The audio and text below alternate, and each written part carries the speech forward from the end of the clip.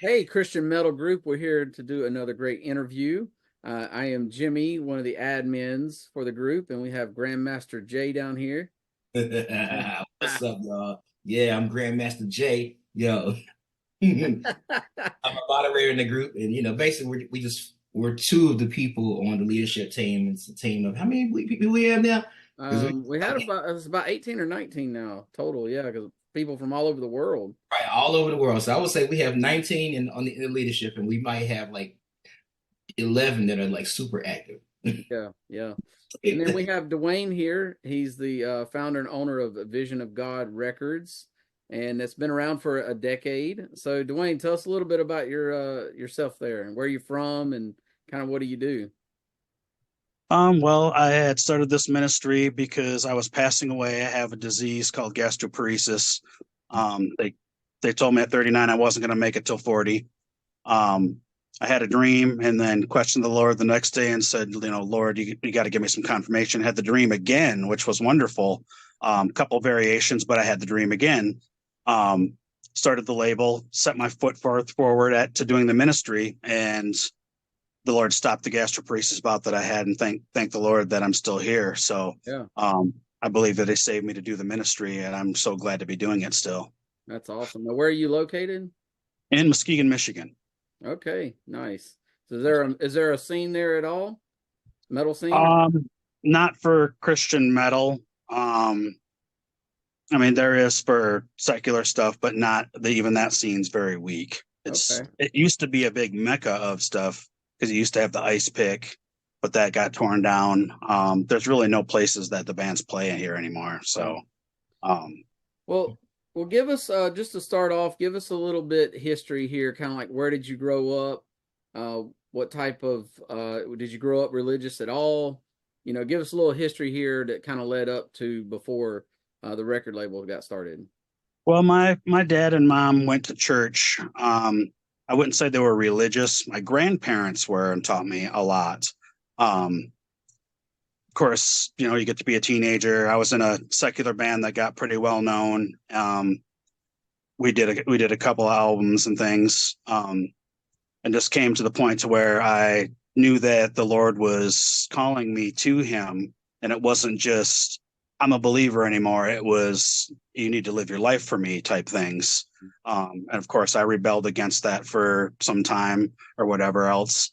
I was a true believer when the stuff happened to me, having a gastroparesis bout and almost passing away. I was a believer by then. I believe I became a believer probably somewhere in my mid-20s. Okay. Started to stepping to live in repentance at that point in time and live a whole different way than I was living. And not necessarily the easiest thing to do sometimes. Right. 20 years later, here I still am walking the way and trying my best to just be with the Lord and try to spread the gospel through metal like He's called me to do. Nice. Awesome. Yeah. So what got you into metal? Genres? What was weird is the people that I first really met and hung out with were into the old stuff like Earache Records, listening to Carcass and Napalm Death, the very first early stuff when it was coming out. Oh. I remember when the first Morbid Angel came out and it was actually on the shelf for the first time, things like that. So I was around in the heyday of stuff, and we had my secular band that I was in. We played around, did a lot of shows. We were pretty well known. Just being in that whole scene worth of people and seeing how people are and loving and really great to each other. It just made me continue on when the Lord called me to do this because I wasn't doing anything at the time anyway. And, 10 years ago, it was a lot more scattered than it is now. It's a little more where it's more accessible now with the internet and stuff. But when we first started, it still wasn't, you couldn't find a whole lot of stuff. So it was really hard to do stuff. It still is hard to do stuff. It's a matter of, a lot of people, the economy is rough and sales are kind of lower than they usually would be, and it's tough to do this ministry, but the Lord blessed us, and we make it from release to release and take care of what the bands need and everything else that they need during the time of recording and all that other stuff. And it's just been wonderful to do all this for so many years. Yeah, that's awesome. So you were talking about instruments. You were talking about being in bands. You play any instruments? I do vocals. I actually play guitar, bass, and drums as well. Oh, wow. I'm the vocalist for a older band that many of you might know of. They're called Tortured Conscience. Yeah. Wow. That was you. Yeah, I'm the new vocalist on the newest album, One Law, One King. The first album is a different person. But I'm the new vocalist for that band as well. So I'm on that new release that just came out. Congratulations. What's the guy's name whose band that is? Jeff. Yeah, Jeff. He was in Vulgar Pigeons, or maybe still be in it. Yeah. He showed me that stuff a couple of months ago. Yeah. And what style of music is that new album? It's in the death grind. There's more grindy songs, there's more death metal songs, and then there's a couple of songs that have a lot of groove in it. So it's a little bit of everything. I really like it, and the people that have heard it seem to really like it. So I'm glad to be on it and glad to be part of that. So Sure. they came to me and stuff, and I ended up being on it because they came to me to be on the label. And he was like, we just need a vocalist, and we'll get some vocals on here, and then we'll get ready to go. And I was like, oh, well, I do vocals. Did a demo, and he liked it. So it ended up being part of the contract that I'm actually the new vocalist on all the new releases. So wow. You said, you said a couple bands. Are you in other bands, or is that the main? Yes. I'm in also another band called Extinction of Bell. Okay. That has the guitar player and bass player are in California, and then of course I'm in Michigan, so we're spread out and do stuff. We actually have our album just went to the pressing plant, and that releases on March 22nd as well, called Entering Ancient Ages of Idolatry. It's pretty much all about different types of idolatry in each song. And really good album. What style is that one? That one is kind of like more old school death metal, but then it does have tinges of new school in it, but it's very old school. Nice. There are some grinding parts, but there's not grind core. It's very old school death metal all the way around. And I'm also in a band that I do myself called Christ Rising. Okay. That is a doom metal band, and I do guitar, bass, drums, vocals, the production, artwork. Like I do everything for that thing. So it's a one-man band, but you actually play the drums. Yes. Okay, gotcha. Nice.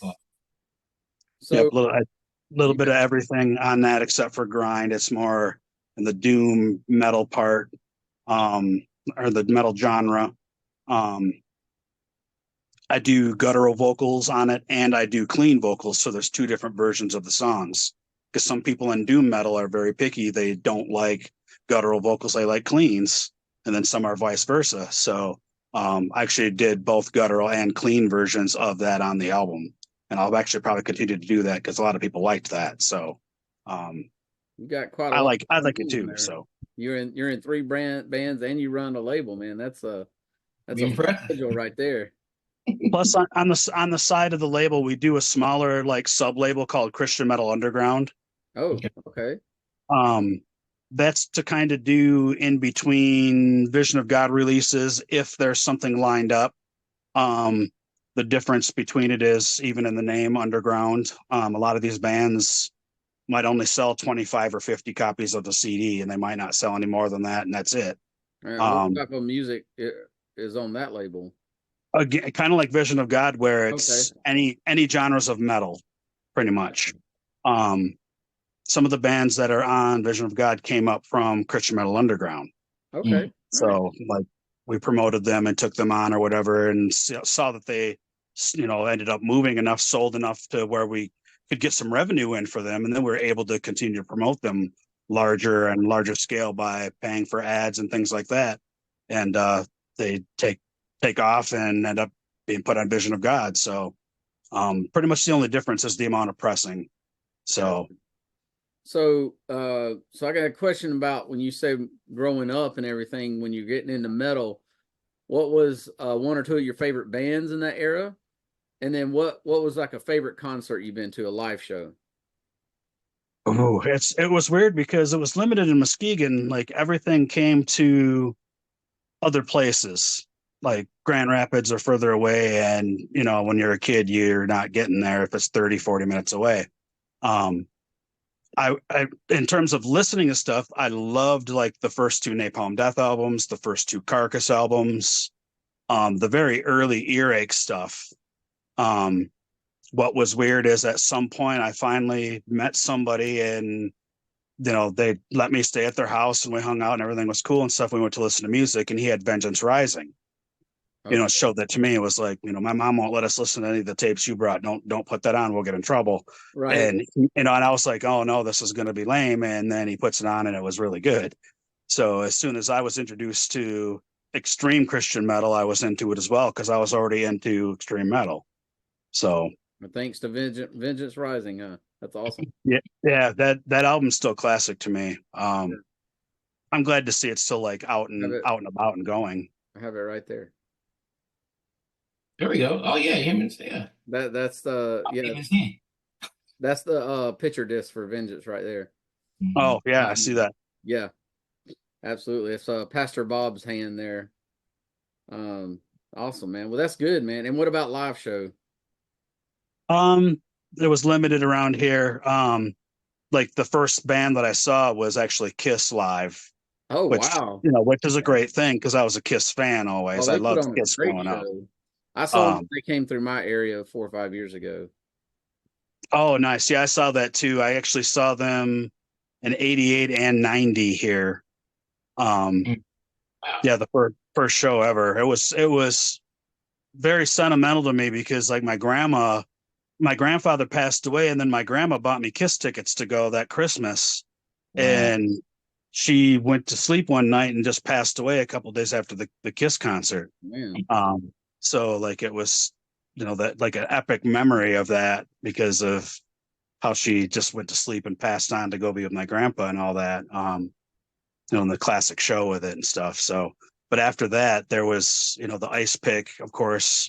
I didn't know about the Ice Pick or wasn't allowed to go there until my band played there. We played there a few times, and then I kind of really started hanging out there, which you got your mixtures of anything from hardcore punk, death metal, ska. There was rap there, everything. Gigi Allen was there for like 6 months. Oh my God.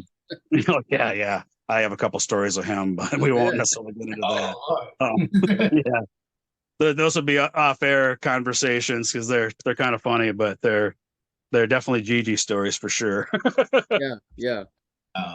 Yeah. So I was exposed to like all kinds of stuff because of the Ice Pick after I started going to Ice Pick, but I was always into the more extreme stuff. But the bands couldn't play very fast back then or whatever, so we were always looking for the next best thing, and my secular band became that because we practiced at it and we got a lot faster, and then it was really extreme grind all the way through. So wow. Yeah, we didn't have anything brutal, so we made it brutal ourselves. So yeah, that's fair. But yeah, we were one of the first grind bands to ever play at the Ice Pick and really become a house band at the Ice Pick. And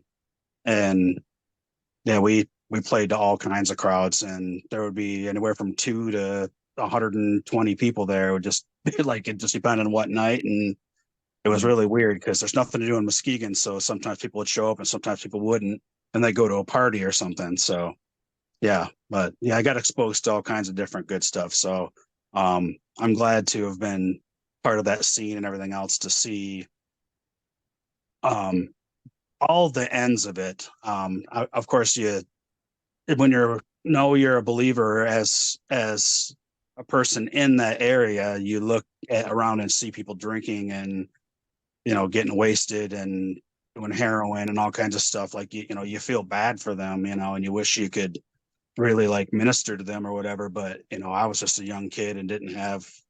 And now I would do it. And if I saw somebody shooting up, I'd be like, "Hey, I'd step right in." But right. yeah, back then, it was a crazy scene, and I grew up in that kind of stuff and seeing that, and it helped shape me to who I am today because I don't want to be part of that scene at all. Not part of that scene, but part of the scene of doing the heroin and all those other types of things. But um, yeah, that's the thing that became rampant in this town as well because of the punk scene was a lot of heroin use. Mm, So a lot of people didn't make it out. There's a lot of the people in the bands that they died around here. So yeah, it was all of overdose. So that's sad.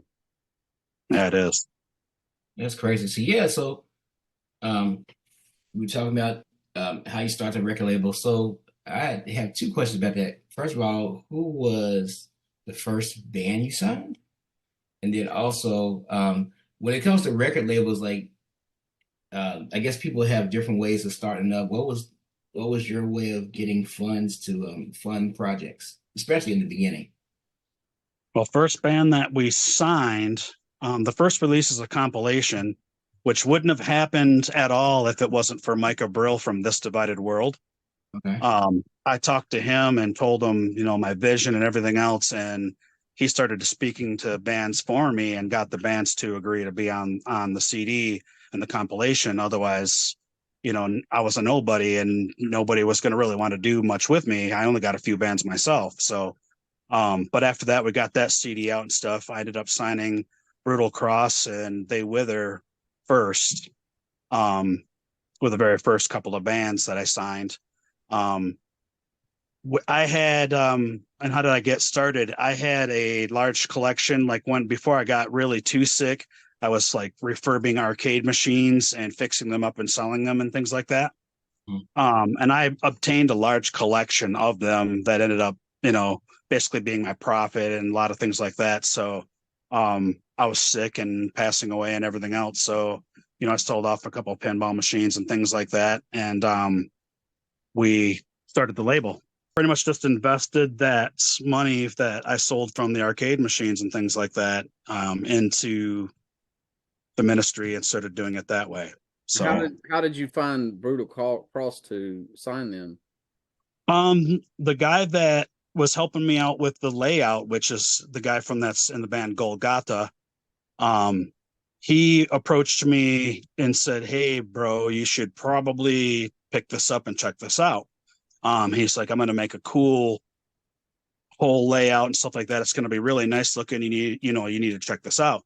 Well, I got the songs and stuff like that, and I'm like, this is really, really good. And I'm like, if it's got good artwork to match, then and everything else looks great, I'm going to do it. And then when I ended up getting shown the artwork and the layout and everything, I was like, wow, this is beautiful. So they approached me actually because of the layout guy. Mm-hmm. So They Wither approached me themselves as well. So it was a matter of after I got the first CD out, people see that you're serious. Mm-hmm. And I got approached by the first couple of bands. Generally, that's kind of how it works now. I don't really get a lot of time to approach bands unless like it's something that I heard and it blows me away. I'll stop everything that I'm doing right then and there and message them just because of the fact that I want to be sure that they get messaged or whatever else.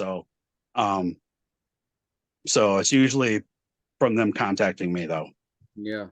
So I know there's it just being in metal in general, there's usually some backlash. Then when you get into Christian metal, but you deal a lot with extreme Christian metal. So Yeah. what kind of backlash have you gotten and how have you dealt with that? Unfortunately, I get told like at least once a month, at least that I'm going to hell. I'm just supporting Satan. Wow. I try to explain to Even in them like, 2024. right. I'm trying to explain to them like, if please look at the lyrics and you're not even judging a release. Some of them's not even judging a release. They're just judging what's being done overall. Mm-hmm. And I'm like, please check out the release or whatever else. This is the lyrics on that. Check this video out. I'll end up trying to send them stuff or whatever else. They usually don't reply back. I've gotten a couple I'm sorry's, but I usually don't get a reply back. So don't know if they felt any differently or whatever else, but I've gotten a lot of backlash from the Christian community. And I don't believe they're the true Christian community because otherwise they wouldn't be so blindsided to know that metalheads need to be ministered to. It might not be a group that they want to minister to. So if they don't want to minister to them, and I am, then why be upset with me? I don't get it. But it's definitely, unfortunately, have happened. So that's interesting. You say that. I mean, in what I've seen as a musician and as one that does Christian and secular music in different genres, I see like a disconnect between a lot of the saved people and the unsaved people. It's like, the most I see, like people might go out and feed the homeless every once in a while, but doing the real work of actually like having those discussions with people or reaching out to people that need reaching doesn't happen a lot. And therefore, we see in churches, like it seems to be a trend because I play for a lot of churches and work with a lot of churches in my city. And I can just speak for this city alone. It's like the people are getting older, and it's hardly any younger people in the churches, and it's like they're comfortable where they are. Right. And it's kind of sad sometimes, and I love my churches. And like I've seen some churches that are really good, good examples of people that actually reach out to the unsaved. But evangelism seems to be such a lost art, like on a grand scale. And it seems like a lot of churches, instead of like actually bringing in people that are lost, they like just kind of go back and forth between churches. Right. Oh, because really what they're bringing in is they're just opening the door, and the Holy Spirit's working on these people, and then they're the ones coming through the doors. They're not really doing anything except for opening the door anymore. And I agree with you on that, because I've seen it here as well. I see, I've fallen through the cracks at a lot of places when I shouldn't have. And I see that happens to other people. And I'm not worried about me. I'm more worried about the other people that have less faith, and they might not, that might be, well, that's why I didn't want a part of any of this. And then they don't want to be in a church group or be with anybody around a church because of how they were treated. Mm-hmm. And yeah, I agree. Evangelism is a lost art these days. It really is. And when you do evangelize, there's always somebody that's got to argue with you and want to debate you about stuff because their pastor said this or that or whatever else. And most of the time it's false stuff that they want to believe. And, it's really, really unfortunate to see in these days and times that that's what's going on, being preached and stuff from the pulpit and making people act the same way. And, yeah, I agree with you. It's just become a whole situation. Pat Robertson, swagger. Like, I know a lot of the 80s, the satanic panic in the 80s and 70s and 80s, but especially the 80s, definitely extended to Christian music. I know Striper, for example, when they came out, they got so much. Right. But really, we've been talking in the Christian metal group and even other places about like the origins of rock and roll. I think a lot of people don't realize that a Black woman, Pentecostal, pretty much is the godmother of rock and roll. So therefore, rock and roll started off as Christian music. And yeah, then, I saw her videos and stuff. I can't remember her name, but she jams. It's sweet. Yeah, Sister Ford. Yeah. Ford. Yeah, she started, so rock and roll started as Christian music. People say rock and roll is the devil's music, and it's like, no. She's on the Christian Metal group.com as on our music timeline. She's at the very beginning of Christian music on her timeline. That's awesome. Yeah. Yeah. So it's like, so I mean, so of course the demonization started there, and then it just extended. So as people like Larry Norman, of course, who may have had the first like actual official Christian rock single, because Rosetta, she was so innovative. She didn't only create Christian rock, she created rock. So of course her influence like ended up being more like she was influencing the Beatles and people like that. But in our scene was created like in a lot of ways by like people like Larry Norman, Petra, and it's crazy that Larry Norman even had to have a song called "Why Should the Devil Have All the Good Music?" Right. It's like what, man, what gives? But that was the 60s. So now we're like, 50 years later and we're still like having some of these same arguments. But I think it's cool, like what you're doing, That's good. So is Vision of God Records strictly a Christian label? Like you only sign faith-based bands? Only. Only?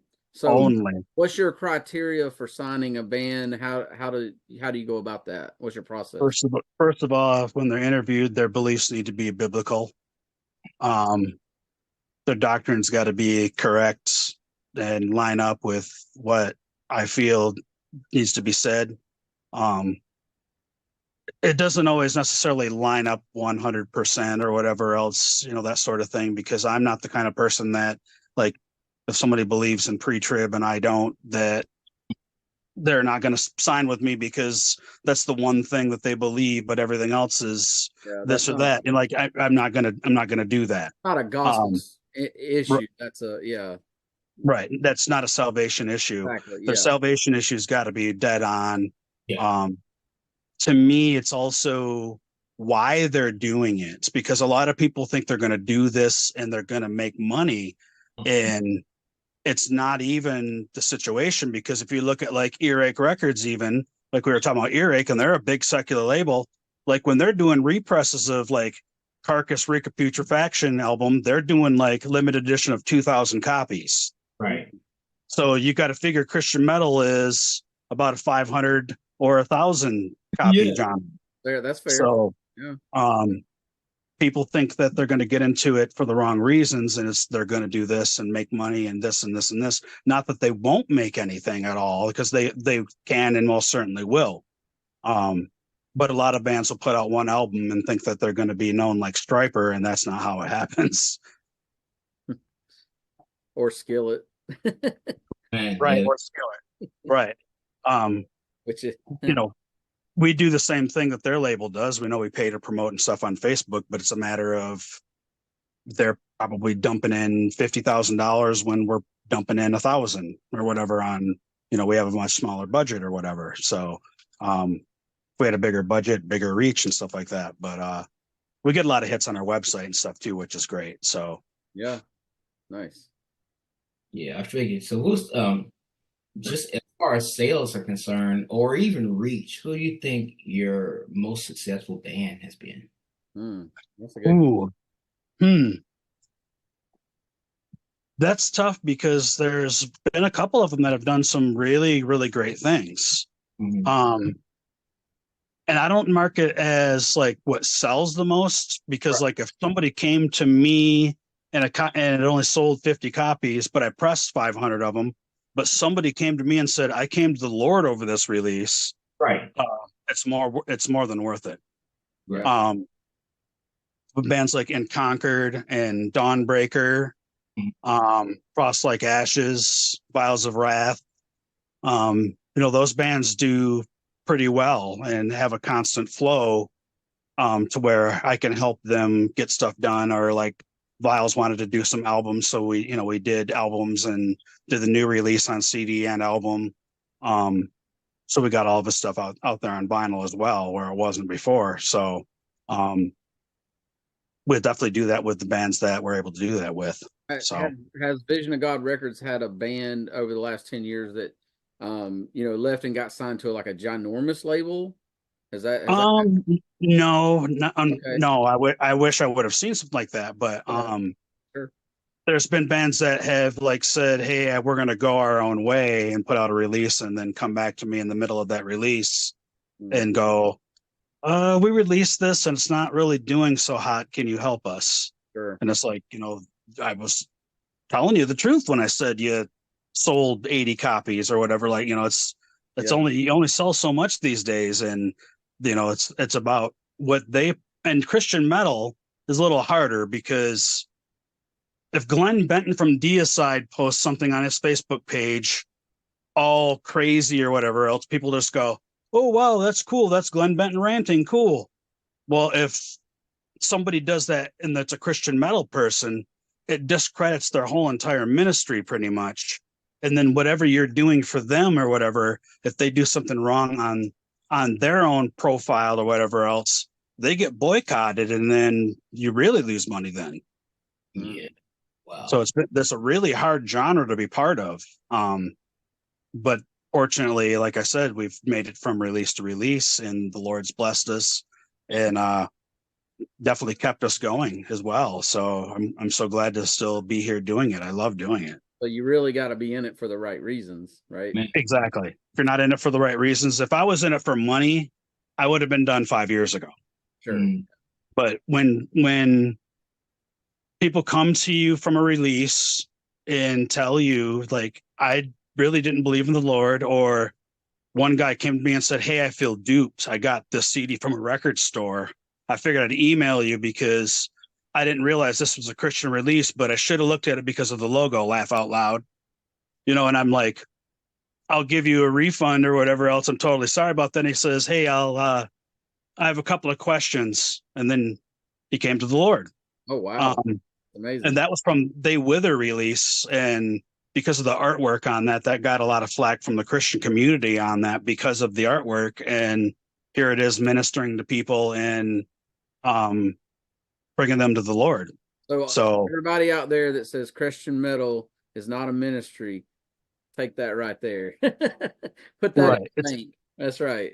It's about who's being saved and what souls are coming to the kingdom, and about those types of fruits. It's not about. It's like Jay was saying, we have 50 years of testimonies, but yet people still want to question, can God use it? You're putting God in a box, right? Exactly. Crazy. And just like rappers and stuff, metalheads are the most unministered group of people because they wear leather and things like that, and our logos are crazy on our shirts, and it's intimidating to people, so they don't really want to minister to you, and that kind of thing, and they don't run out and do that due to that type of stuff. And the Lord isn't going to have that, so He's called ministries to do things like this to get out there, because they're his children too, and we know what the Word says, and He wants as many to come to Him as possibly can come to Him, and the time's now to do those types of things. So it's funny you mentioned that, just because when I was, when we were talking about that a minute ago, I was thinking about like the rap community as the other community that isn't reached out to as much. Yes. And I know, so me and Jimmy, we both have like a big history in like just our love of Christian rap also. So that's that's interesting. But yeah, I don't know, for whatever reason, people just don't. I don't know if they're just afraid or whatever, but I mean, it just seems to me like people would use, at least find ways to find opportunities to reach out to people. Right. Who knows? Right. Maybe God will raise somebody up, raise some more people up, like say like you and like others that do that, because the Bible talks about pouring out His Spirit, upon all flesh, and just the revivals. There's so much that we hear about, all the calamities in the world, and all the government corruption and stuff, and these are signs of the last days. But God also promised revival, right? So like things like this, things like what you're doing, and maybe even things like what we're doing in some way, maybe seeds for like at least one little piece of revival, right? Or we're the ones watering, one or the other. Absolutely.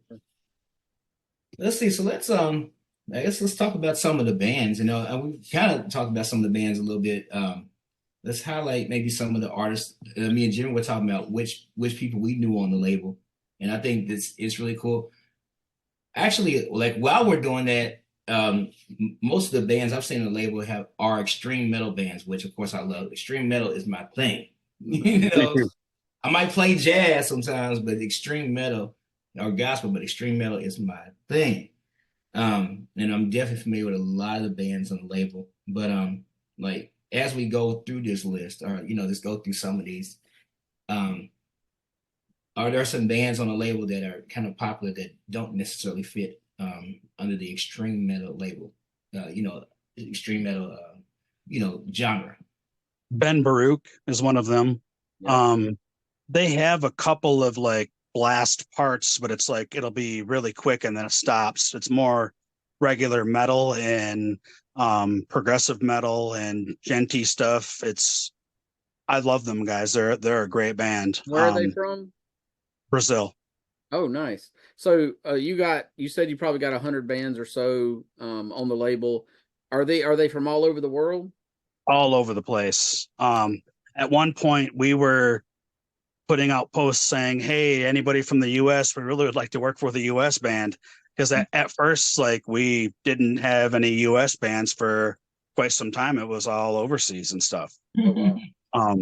And then we started doing, I don't want to say pioneering it, but we started doing it, and then others started doing it as well. We took like releases from a band that was pretty classic or well known, and it might not have been in English, and then we helped transfer the lyrics to English, and then they redid the vocals in English, so the album's available in English as well. Oh, wow. Okay.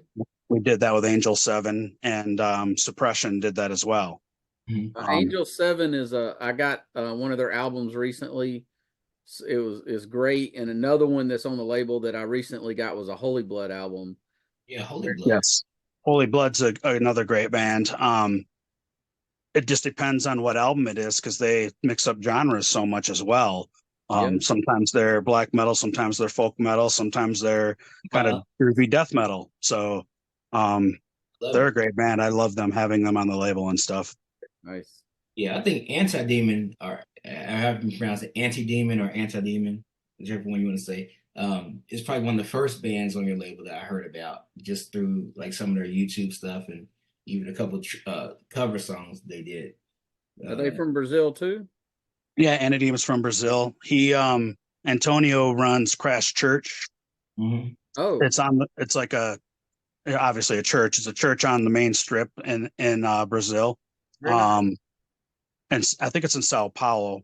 Like, it's right on the main strip and stuff. They get quite a few different types of people walk in, and they minister to anybody who walks through the doors, of course. But that seems to be a place that's an attraction for more of the, metalheads and punk rockers and stuff like that come through the door.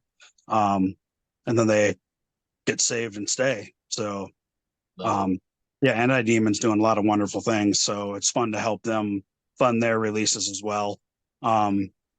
Pastors don't necessarily make a bunch of money, and he's running stuff himself. And, it's good to take care of and pay for the studio like we just did, for them to do the new album and things like that. So no, he's not in it for the money. He's a pastor and he's in Christian metal. Right. Exactly. Exactly. Exactly. They do very well. Okay. Just, they tour and stuff and play shows and things. They actually do very well. That's good. Yeah, they're one of the bands that I'm not afraid of. Like, if I do a pressing, I know I'm not gonna lose out. Mm-hmm. In fact, all the releases were on a second pressing or third pressing of the releases since we've done them. Oh, nice. So yeah, they've done very, very well. So I'm very pleased to have them aboard as well. Yeah. So in another one that I'm familiar with, I actually have their 7 inches Frostlike Ashes. Yeah. Yes. Sure. That was a whole ordeal. They signed with Rottweiler when Rottweiler was pretty much just about ready to go down and be done. Mm-hmm. And then after the new owner took over, they ended up leaving Rottweiler and coming aboard with me. Okay. Definitely glad to have them aboard. I wanted them aboard the whole entire time, but they knew Sean a lot more than they knew me. So, mm-hmm. It's a matter of bros and all that kind of stuff. So I get it, but, now Sean doesn't do a label, and they're with me, and, very happy to have them aboard. And, we've done 2 vinyl releases for them as well. So, and every band can't be on vinyl and CD and sell enough to take care of it. But, yeah, their stuff is sold enough to like pay for all their releases and things like that, and do plus some. So it's very, very good to have them aboard. Cool. All right, so let's look at. Okay, so we talked about Holy Blood. Okay, so this is an interesting spilling the blood of the devil. Spilling the blood of the devil is actually one of my projects that nothing hasn't been released yet. I have a couple of demo-y things. It's more of a lack of confidence on my end, maybe, is why it hasn't been done, I guess. But I shouldn't lack the confidence because of the comments for Christ Rising and the other bands. But that was more of a grindcore project. in it was supposed to be a new version of what my old band was, pretty much. Mm-hmm. And the artwork even kind of like that's on there is kind of the same thing as well. It was another section of the artwork is what it was. Maybe that'll happen someday, maybe not. But yeah, I have a few projects that in a couple different genres that I've wanted to do and recorded demos for and really haven't finished them or released them or whatever else for one reason or another. Okay. Nice. What about Gospod? How do you say that? Gospod? I I think that's correct, Gospod. Tell us a little bit about them. Like what style of music is it and where are they from? They were, and I say were, a Orthodox band from Russia. Oh, interesting. Okay. They have since changed genres more into pagan mythology and things like that. Interesting. They actually denounced their Christianity a little while ago. That's sad. What's weird is on their, I even told them like, whatever, that's fine. We actually have a clause in the contract that if that's what you do, we're done. That they put on their Bandcamp like, hey, Vision of God Records guy, you can sue me if you want. And I'm thinking to myself, why didn't you even put that on there? Like I even told you, like, you don't meet the criteria. You have to be done now. Yeah. I told them they had to be done. That's a big serious thing for me. If I can't release that stuff. That's not of the Lord, and that's not why this ministry was started. And even if it made a bunch of money or whatever else, it has nothing to do with any of that at all.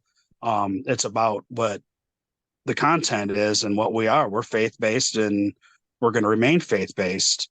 Has that happened before, or is this kind of like a one-off with that type of thing happening? It happened one other time as well, Temple of Perdition. I don't know if you heard them. Unfortunately, it didn't just go down for him. He went way, way, way down. He did some really bad things and got in trouble with the law. So that kind of stuff happened as well.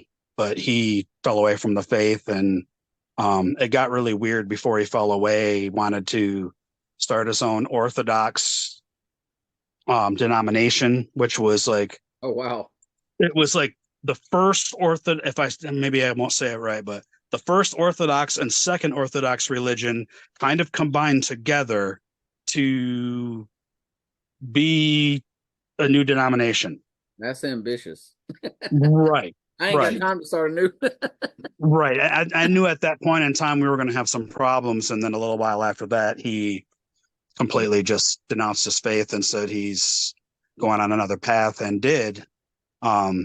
He released an album under Temple of Perdition that was, a little more on the satanic stuff, and he erased everything from the internet.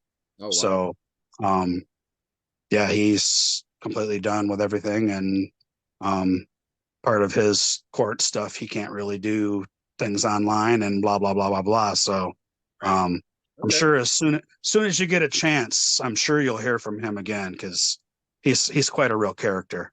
Okay. He was the guy that was all over CBN and all the big Christian news places, because he ran the satanic church that he started in Texas. Oh, okay. And then he denounced his faith from that and became a Christian. So, like, he was more of a high profile guy. Gotcha. Okay. Yeah. Yeah. Fortunately, I haven't had too many bad experiences with that.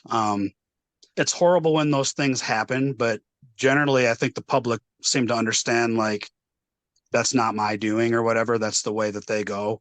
I mean, you lose a few people, they'll get upset and they'll unlike your page or whatever else. But that's you'll do something at some point to make them upset anyway. That's just true. Oh yeah, it definitely happens. Okay, so what about and I need to make sure I'm pronouncing this right. Timoratus? Yes, Timoratus. Yeah, I think you said it right. Yes. Nice. That is David and Courtney Napier's band. David does my website stuff. Oh, okay. So yeah, he's responsible for all that kind of stuff. He built the website and everything else, and keeps that running for me and everything else. Yeah, I see them get posted pretty often. Yeah, they got a couple of really good releases, and I was kind of wondering if they were going to do anything new or whatever, because they are doing another band that they've got going on, and they got two other bands going on. So Oh.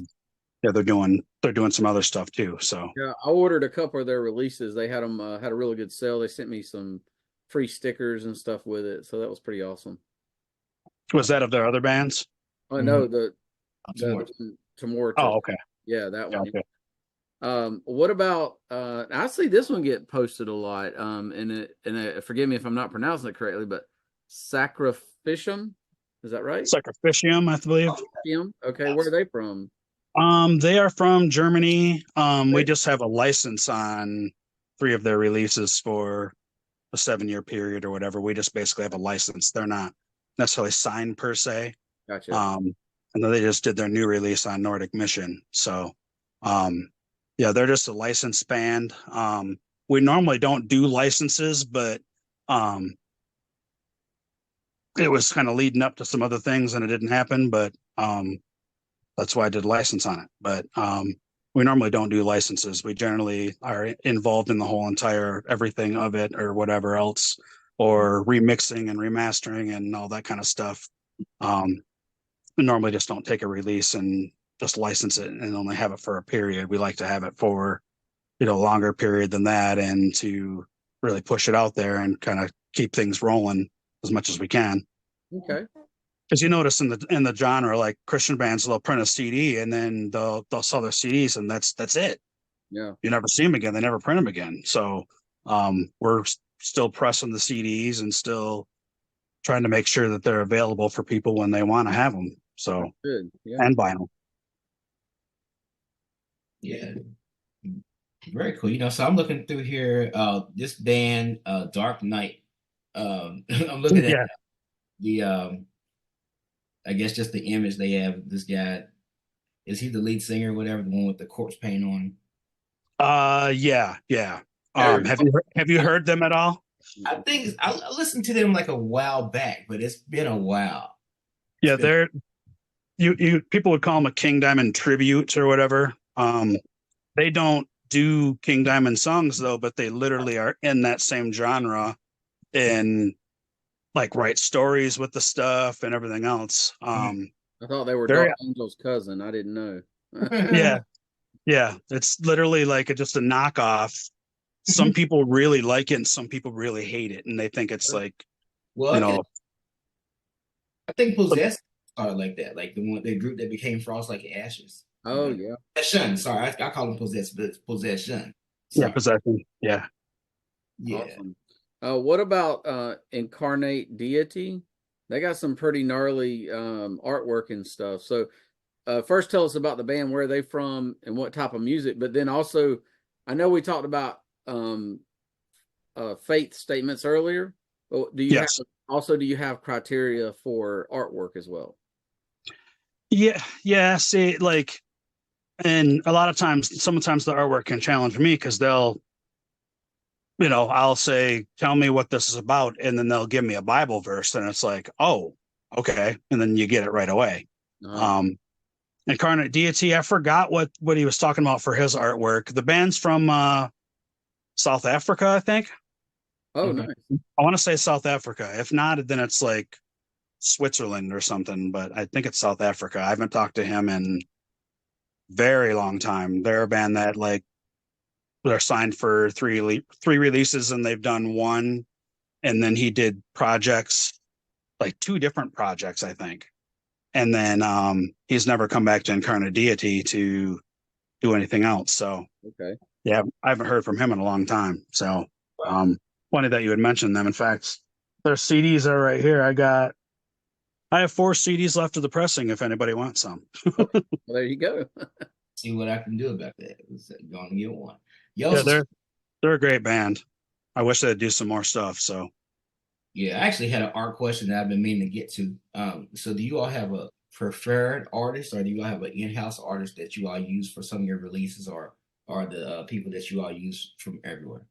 It depends on the band, because sometimes the band already has like somebody they're using or a preference. Like in Concord, if you look at their artwork, it's very intricate and very in depth with what the concept of the album's going on. Um, they have their own artists and stuff like that, and he uses certain people for certain reasons and this and that. It's been a different person every time for him. I do some stuff as well. It just depends. Sometimes the bands want me to step in. Sometimes the bands are completely clueless and they're like, hey, I'll show them something. And they're like, cool, yes. They're very flexible and they I shouldn't say clueless, but they're clueless to the knowing what they want as the terms of a final product. I'll show them some artwork and they're like, oh, cool. And then that sort of thing. And they'll take the artwork that I have or whatever. No in-house person or whatever else. It's just a matter of utilizing who's there and what the band wants and sort of thing. It really all depends. So, yeah. So a band that I've noticed is getting a lot of love. It seems like in Christian metal group, and they get making some waves is Desolate Tomb. So tell us a little bit about that. Yes. Like that's just another license as well. Okay. We did the what is it called? I got it right here. Cast from God's Sight. Okay. Yeah, we did 100-copy limited press of that and only got like 10 or 15 of those left. Okay. Yeah, I think they're now signed to Rottweiler, I do believe. Oh, okay. Oh, okay. Nice. So is there a band on the label that you feel like needs more publicity? Like, dang, I wish more people heard them, or Oh, great question, man. really kind of all of them. Just because like I said, Earache's a big label and they're only pressing so many of a band, Right. So obviously the Christian market would probably be about 30% of that. So it's like it's really hard to say because they all deserve more. But there are releases that I have done, even like the Ben Baruch release. They're really, really great. Hasn't necessarily flown out the door, like in terms of CD sales or whatever else. But I do believe on their new release or whatever else getting out, that'll help boost everything up. They were a newer band and things like that, and people don't know them, and they're from Brazil, so sometimes it's hard to push in other areas. But they sing in English, so it's a matter of getting them out there. I get it if you like release like a Spanish band in the USA, like why that would be a limited amount of release, for people to pick up, but because there's only so much interest. But yeah, for one thing, I think Dawnbreaker should be like incredibly huge. I think in Concord's so awesome. I think they should really be one of the great death metal greats just all the way around. Right. And I promote them in the regular death metal realm as well. It's very, very weird when you have certain bands to see like the section of people, and then like sometimes I'll look them up or whatever, like kind of try to get the gist of the people that are buying stuff or whatever else. And Concord brings in a lot of non-believers. That's awesome.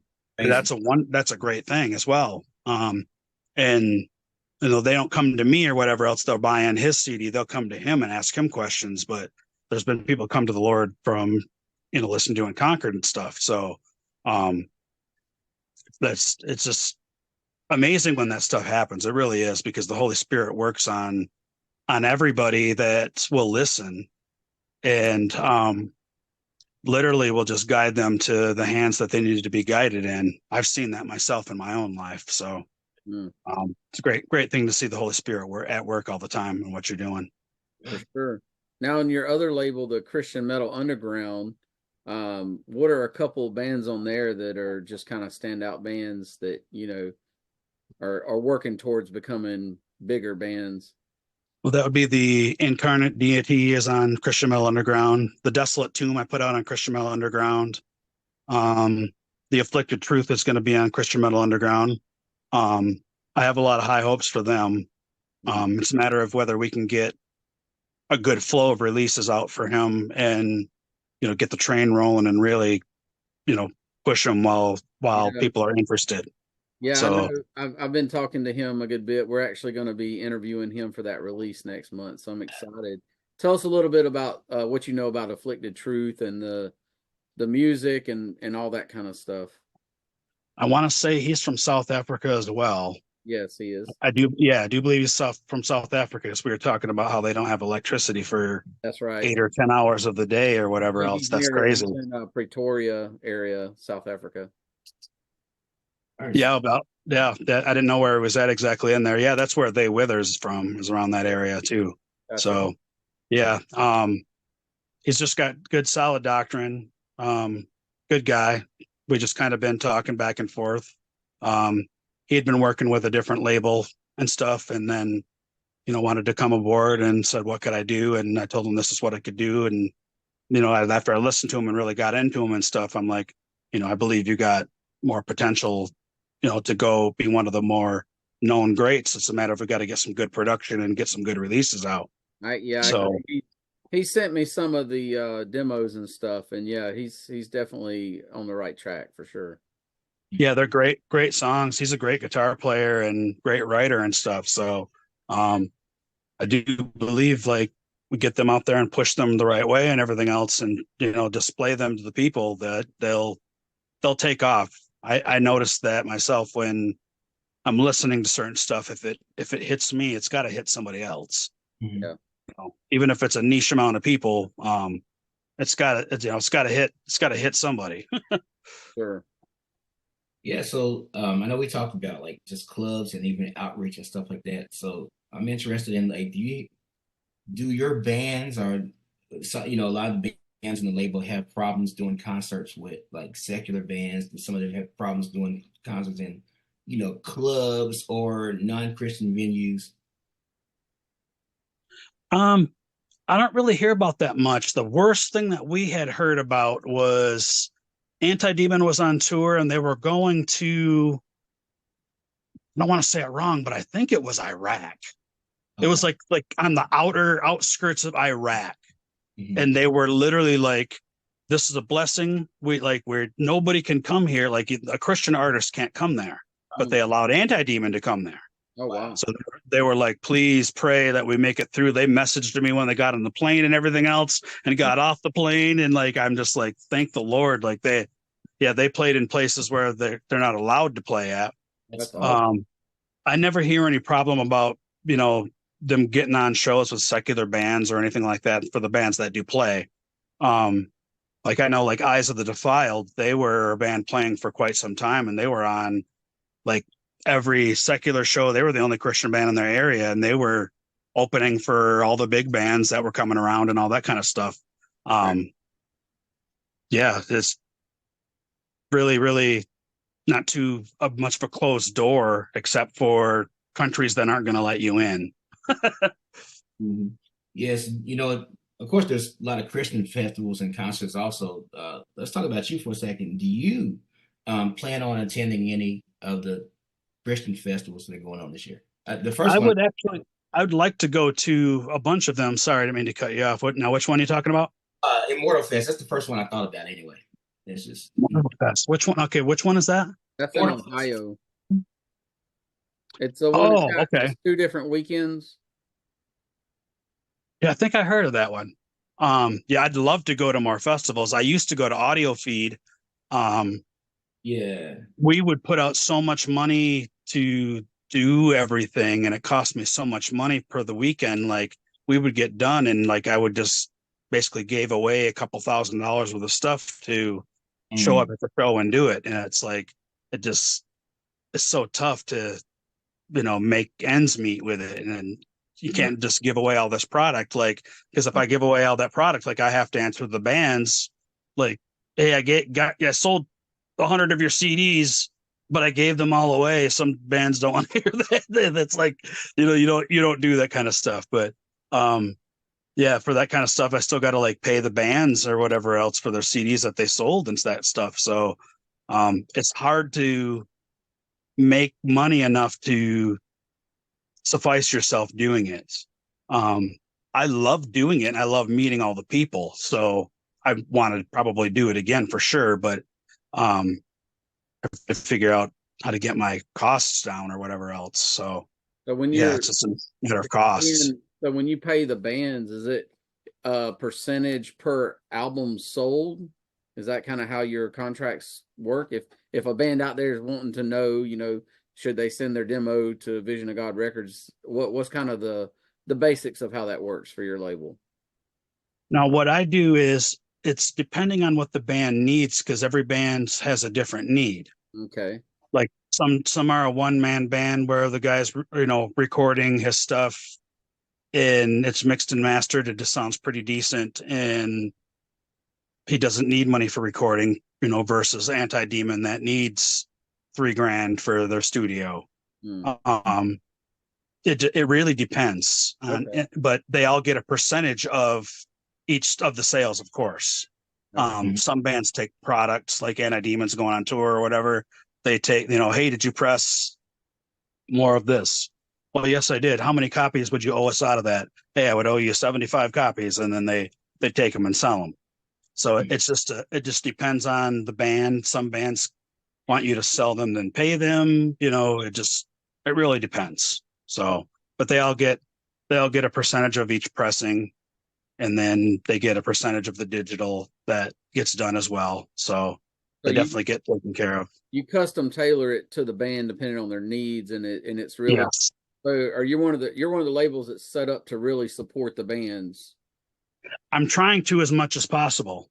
A lot of times, like I said, they got way higher expectations, and they'll quote a prosperity preacher or whatever, and I'm like, you're in Christian metal, bro. You got to think about what you're talking about here. We're not going to be showing it to millions of people because millions of people aren't into Christian death metal, that type of things. But some bands I try to keep them on a certain level before I even work with them, that they're not starry-eyed and full of the prosperity gospel, because you're going to take a hit on humbleness.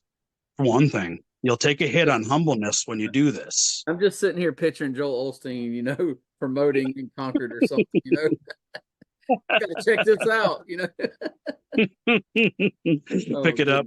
See, it's called The Wide Path to the Lake of the Fire, and that's because he's telling you about hellfire. Yeah. Lord, yeah. That'd be great. Great to see him promoting that stuff. Yeah, right. I mean, if he had me on the show or whatever else, I'm not Kanye, but you can have me on the show, Joel. I'll be on there. Why not? There you go. Let me preach. I'll preach the gospel. That's right.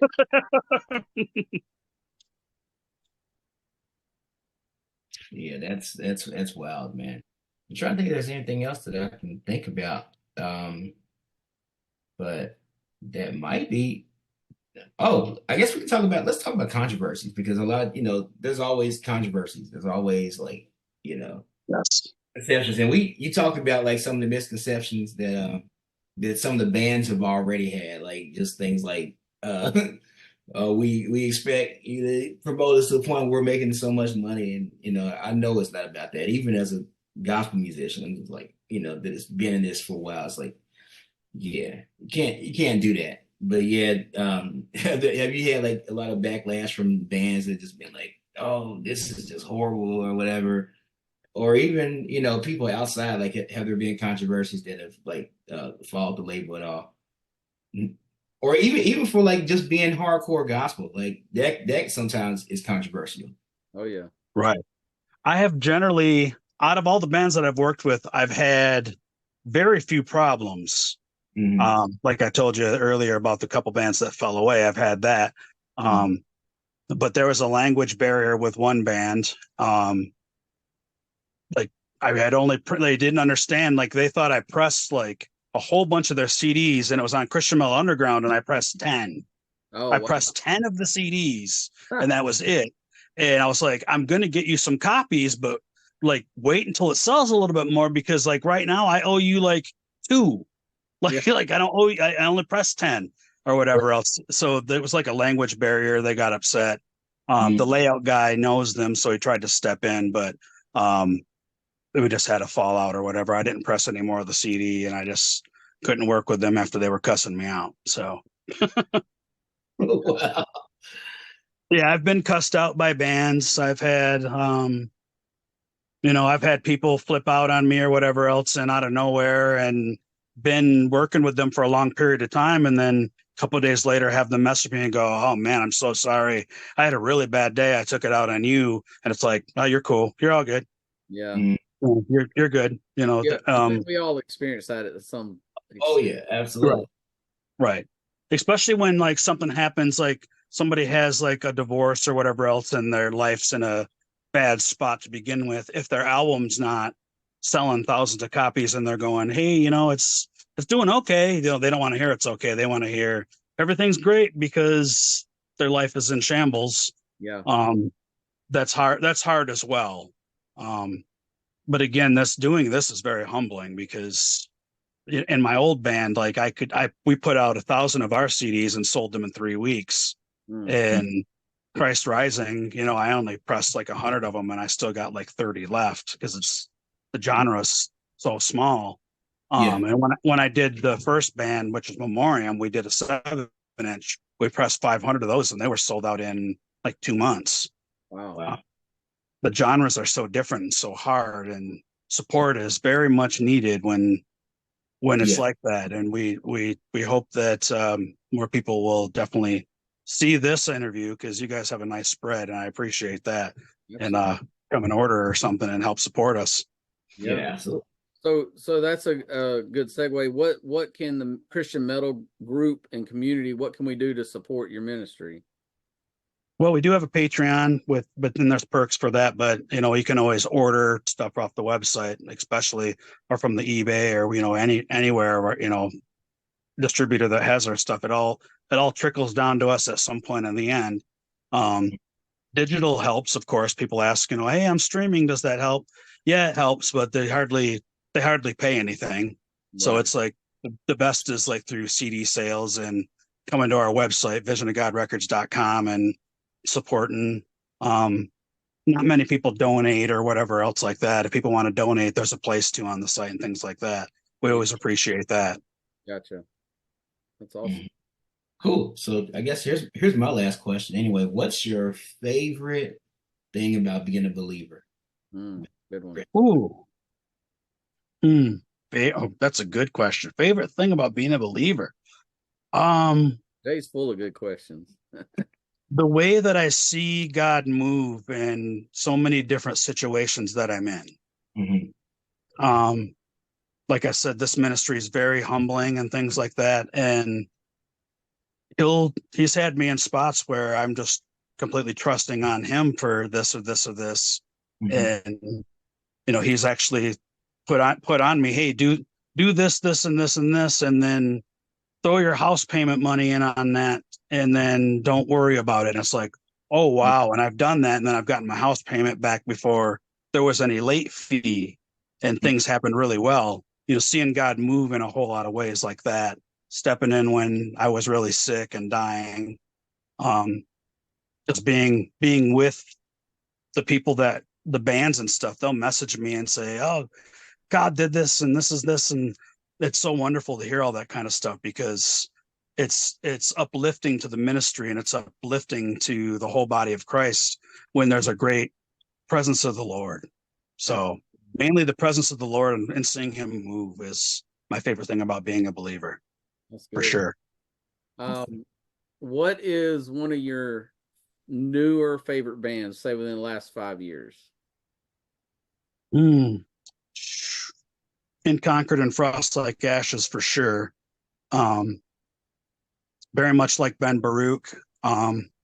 I do really like my own Christ Rising, even though it's bad to self-plug yourself, but I do like my own album.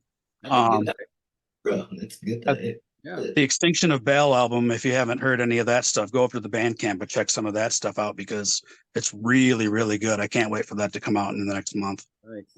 I love the compilation albums y'all put out. I got quite a few of those, and you get to hear all the bands and stuff. Are there any I know we talked about Afflicted Truth. I know that's coming out. What are there any upcoming releases that you would like to talk about? Oh yes, Dawnbreaker just sent me a final release, or not a final, but a finalized release Mhm. For their new album. And Concord's definitely going to have some new material. They just got sent off for mastering. Ceremonial Sacred should have a new album out by the end of the year. Anti-Demon still recording, which we paid them for the studio, so that's taken care of. Nice. So there should be something hopefully by the end of the year for that as well. We got the Afflicted Truth, the second Christ Rising album, the second Extinction of Baal EP, and a Tortured Conscience new EP. Nice. So Okay. I'll definitely be a busy man. Yes. Very good. Well, that's awesome, man. Well, I appreciate your time. And anything else, Jay or Duane? Just appreciate you having me on, and it's been wonderful to communicate with other brothers and talk about Christian metal and the Lord. Appreciate it. Absolutely. That's right. Y'all have a great day. You too. God bless you. Take care.